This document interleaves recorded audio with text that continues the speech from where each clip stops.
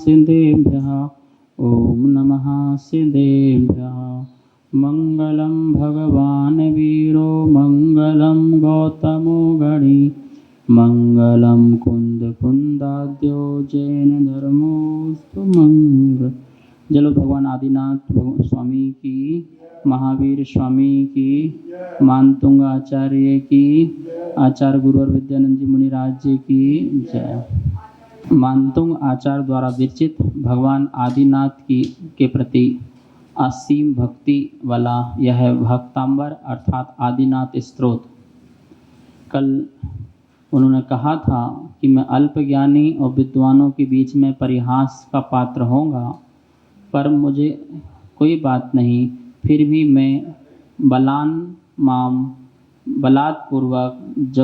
बलपूर्वक मैं भक्ति करूंगा, इसमें आपका ही प्रभाव है, ऐसा कहा था। आज कह रहे हैं 7वां नंबर का पाप क्षयी जिनवर स्तुति, पापों को क्षय करने वाला। त्वत्संस्तवेन, बोलिए, त्वत्संस्तवेन भवसंतति सन्निबद्धं पापं क्षणात् क्षयमुपैति शरीरभाजाम् आक्रांत लोक मलिनील मशेषमाशु सूर्यांशु भिन्नमिव शार्वर मंधकारम त्वत्संस्तवेन भवसंतति सन्निबद्धम्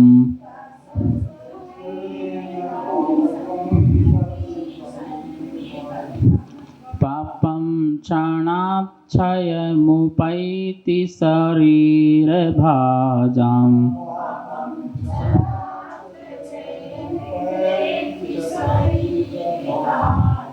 आक्रांत लोकमलिनीलमशेषमाशु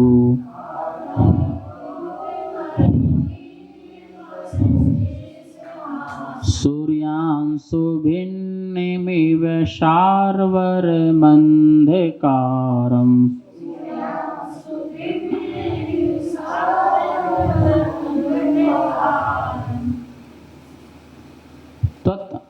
आपकी संस्तवेन स्तुति करने से, स्तव मतलब स्तुति, संस्तव अच्छी तरह से, आपकी अच्छी तरह से स्तुति करने से भव संतति, क्या होता है? संतति मतलब परंपरा, बार बार जन्म मरण की परंपरा। तो भव संतति, भव जन्म, अनेक जन्म, परंपरा से कितने अनंत जन्म ले रहे हैं, तो भव संतति अनेक जन्मों में, सन्निबद्धम अच्छी तरह से बंधे हुए, सन्निबद्धम क्या बंधे हुए? पापम, पाप कर्म। कह रहे हैं आपकी त्वत्संस्तवेन, आपकी स्तुति करने से, भाव संतति, भाव संतति भाव में सन्निबद्धम अच्छी तरह से बंधे हुए, पापम पाप को, कर्म को, क्षणात क्षण मात्र में, कैसे हो जाते हैं? क्षण मात्र में क्षयम उपेति, क्षण मात्र में क्षय को प्राप्त हो जाते हैं। क्षयात क्षयम उपेति, किससे प्राप्त हो जाते हैं? त्वत्संस्तवेन, किससे? आपकी स्तुति करने से, आपका नाम लेने से, आपका गुणगान करने से भगवान भव के जो बंधे हुए जो कर्म हैं, पाप हैं, वो क्षण मात्र में, क्षयम उपेति, क्षय को प्राप्त हो जाते हैं। किनके प्राप्त हो जाते हैं? शरीर भाजाम, शरीरधारियों के। तो शरीरधारी कौन है? हम सब शरीरधारी हैं, चारों गति में सब शरीरधारी हैं। तो बोले जो भी शरीरधारी मतलब संसारी प्राणी, संसारी प्राणी आपका स्तुति करेगा, उसके क्षण मात्र में कर्म क्या होंगे? क्षय को प्राप्त हो जाएंगे। सो ठीक ही है, सो ठीक ही है। आक्रांत लोकम अलिनील मशेषम। हाँ, आक्रांत फैला हुआ। कहाँ फैला हुआ? लोक में। लोक मतलब समस्त लोक में, समस्त लोक में आक्रांत फैले हुए। अली नील, अली मतलब होता है भौरा, और नील मतलब ये नीले रंग के होते ना, नीला काला ऐसे। तो अली, अली मतलब क्या है? भौरा। तो भौरे के समान काले, ठीक है ना, समस्त लोक में फैले हुए भौरे के समान काले। सूर्यांशु लिखा है, नीलम अशेषम आसु। अशेषम मतलब संपूर्ण, अशेषम मतलब संपूर्ण, आसु मतलब शीघ्र ही, आसु मतलब शीघ्र। सूर्यांशु भिन्न, क्या बोल रहे हैं? सूर्यांशु कैसे कहते हैं? अंशु मतलब किरण, अंशु मतलब कि अंश, सूर्य का अंश, तो सूर्य की किरण। कि सूर्य की किरणों से भिन्नम एव क्या हो जाता है? भिन्न होता है, छिन्न भिन्न हो जाता है। क्या छिन्न भिन्न हो जाता है? शार्वम अंधकारम। शार्वर मतलब रात्रि, शार्वर का अर्थ क्या है?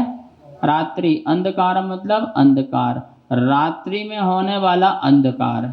और उसकी उपमा क्या दी है? रात्रि के अंधकार की उपमा क्या दी है ऊपर? अली नीलम। क्या उपमा दी थी?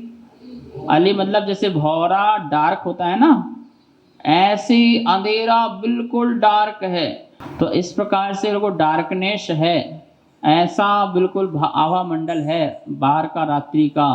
बोले ये सब कुछ हो, लेकिन प्रातः काल की सूर्यांशु, अभी सूर्य नहीं आया, सूर्य की बात नहीं कह रहे। सूर्यांशु मात्र किरण लेने का है।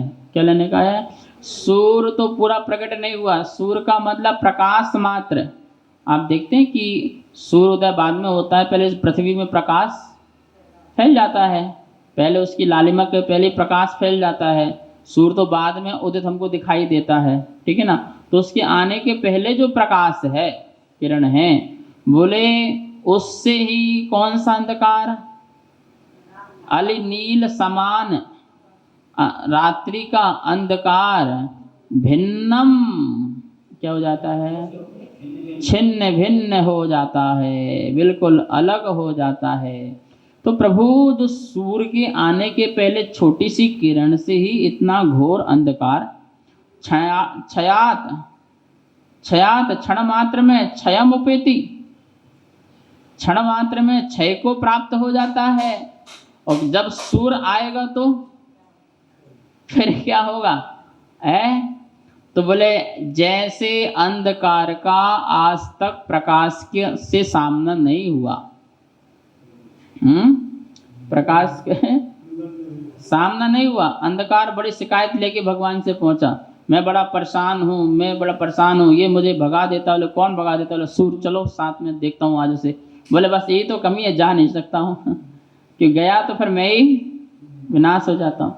तो बोले ऐसे ही भगवान जो आपको बड़ी भक्ति से नाम स्मरण करते हैं, आपको स्मरण करते हैं, आपकी स्तुति करते हैं, बोले भव संतति अंधकारम, भव भव का जो अज्ञान का अंधकार, मिथ्यात का अंधकार, राग देश कसायों का अंधकार, ये क्षणात क्षयम उपेति। शरीर भाजाम, प्राणियों के, जीवों के ये पाप क्या हो जाते हैं? क्षय को पाप। तो सन्निबद्धम, बंधे हुए, अच्छी तरह से बंधे हुए ऐसे कर्म ढीले पड़ जाते, जैसे कल्याण मंदिर में आया था ना कि बिल्कुल चंदन के पेड़ से लिपटे हुए अजगर जैसे सर्प आदि बड़े बड़े, और उस जंगल के मध्य में यदि मोर आ जाए तो बोले आने मात्र से वो ढीले पड़ जाते हैं, जब वो आवाज करेगा तो वो तो अलग की बात है, उसके प्रवेश देखते ही वो ढीले पड़ने लगते हैं, भागने को छोड़ते हैं। तो बोले ऐसे ही आपको तो हम बाद में करेंगे, आपका हम जहाँ भी नाम ले लें, जंगल में हो, वन में हो, गुफा में हो, कहीं भी हो, स्मरण करो, वहीं पर सब संकट दूर हो जाते हैं। ओम ह्रीम अर्हम नमो बीज बुद्धिणम झ्रौम झ्रौम नमः स्वाहा। ओम ह्रीम हम सम श्राम श्रीम क्रौम क्लीं सर्वदुरित संकट क्षुद्रोपद्रव कष्ट निवारणम कुरु कुरु स्वाहा। किसी भी प्रकार के सर्प आदि जो विष वाले हैं, वो यदि हमें नुकसान पहुंचाते हैं तो उनके उपशमक के लिए यह मंत्र कर सकते हैं। 8वां नंबर का प्रभु की प्रभुता का प्रभाव क्या है ये बताते हैं। मत्वेति नाथ तव संस्तवनम मयेद मारभ्यते तनुधियापि तव प्रभावात् चेतो हरिष्यति सताम नलिनी दलेषु मुक्ता फलद्युति।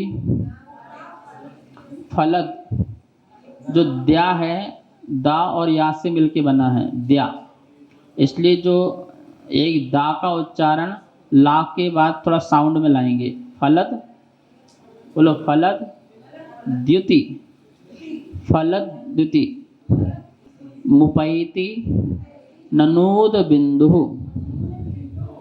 मत्वेति नाथ तव संस्तवनम मयेद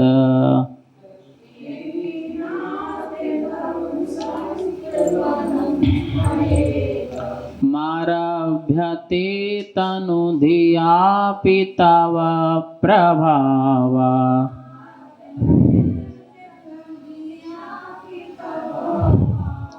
चितो हरिष्यति सतां नलिनी दलेषु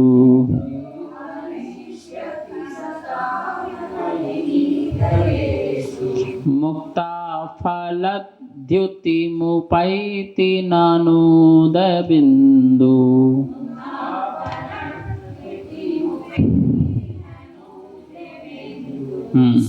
मत्वा इति संधि निकलेगी, मत्वा इति मानकर, मत्वा मानकर, ति इति इस प्रकार, नाथ हे स्वामिन, इति ऐसा, मत्वा मानकर, तव संस्तवनम, तव संस्तवनम, तब तुम्हारी आपकी, संस्तवनम जो उत्तम स्तुति, उत्तम स्तुति जो पीछे का बात की ना कि भगवान मैंने तो बस आपका नाम लेने मात्र से जन्मों जन्मों के पाप जो होते हैं वो क्षय को प्राप्त हो जाते हैं, तो ऐसा मैंने मान करके, मत्वा ऐसा, एति इति इस प्रकार के मान करके, हे नाथ, तन संस्तवनम आपके स्तवन को, मया इदम आरभ्यते, संधि क्या निकलेगी, मयेद लिखा है ना,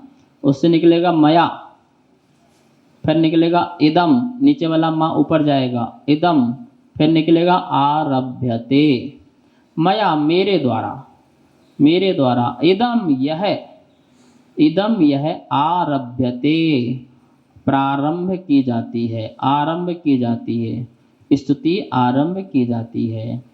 तुम्हारी स्तवन को मेरे द्वारा आरंभ की जाती है। तनु धियापि, तनु मतलब अल्प, तनु मतलब अल्प, धिया मतलब बुद्धि, धिया मतलब बुद्धि, अल्प बुद्धि अपि, अल्प बुद्धि होते हुए भी मेरे द्वारा आपका स्तुति प्रारंभ की जा रही है।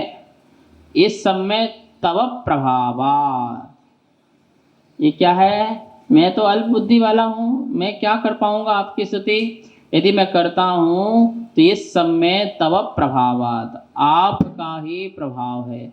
तो आपके प्रभाव से अल्प बुद्धि वाला होता हुआ भी मया इदम, मेरे द्वारा, तव संस्तवनम, आपका यह स्तुति, आपकी यह स्तुति आरभ्यते, आरंभ की जाती है।